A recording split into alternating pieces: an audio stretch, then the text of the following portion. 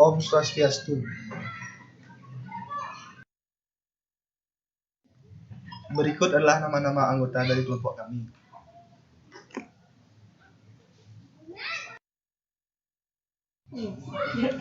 Adapun pokok-pokok materi yang akan kami bawakan adalah yang pertama, harga keseimbangan, yang kedua, perubahan keseimbangan pasar, dan yang ketiga adalah surplus ekonomi.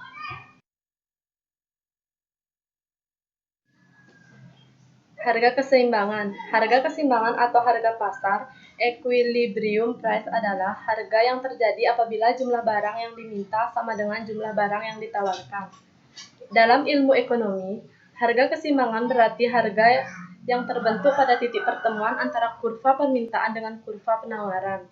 Secara sederhana, seperti pada penjelasan di atas, yaitu harga kesepakatan antara penjual dan pembeli.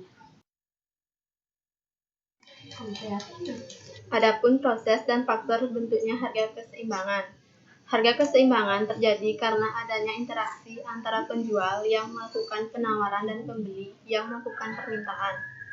Faktor yang mempengaruhinya yaitu sebagai berikut. 1. Permintaan terhadap barang atau jasa bertambah, tetapi jumlah barang atau jasa terbatas. Kedua, tinggi rendahnya biaya produksi. 3. Pandangan akan masa depan dari produsen atau konsumen. Keempat, produsen mengetahui selera konsumen.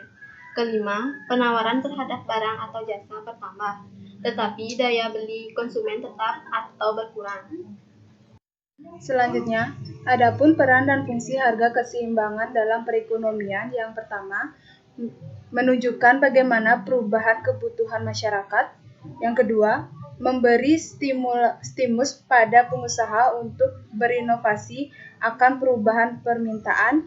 Yang ketiga, membantu penjual menentukan penawaran. Yang keempat, membantu prosedur menentukan jenis barang yang akan diproduksi. Yang kelima, menentukan bagaimana hasil produksi di antara konsumen.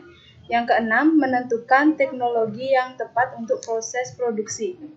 Adapun cara menghitung harga keseimbangan. Yang pertama, menggunakan tabel. Kedua, menggunakan kurva.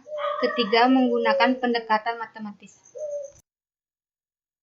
Materi selanjutnya adalah perubahan keseimbangan pasar.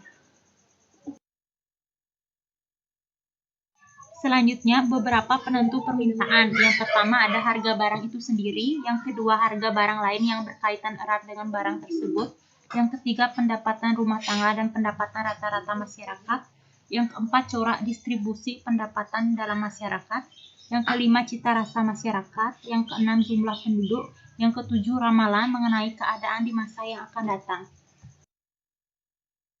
Materi selanjutnya adalah surplus ekonomi.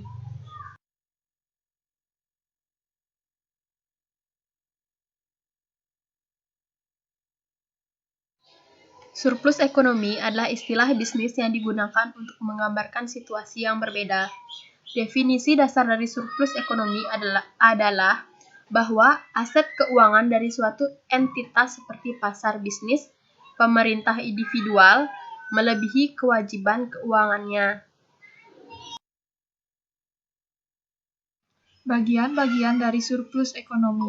Yang pertama, surplus konsumen. Yang kedua, surplus produsen. Surplus konsumen adalah kepuasan atau kegunaan tambahan yang diperoleh konsumen dari pembayaran harga suatu barang yang lebih rendah dari harga yang konsumen bersedia membayarnya.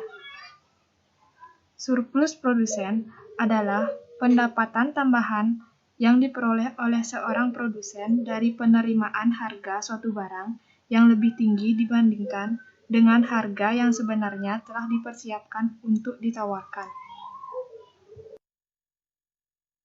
Sekian presentasi dari kelompok kami. Maaf jika ada kesalahan dalam penyusunan materi. Akhir kata kami ucapkan Para Mesanti. Om Santi, Santi, Santi, Om.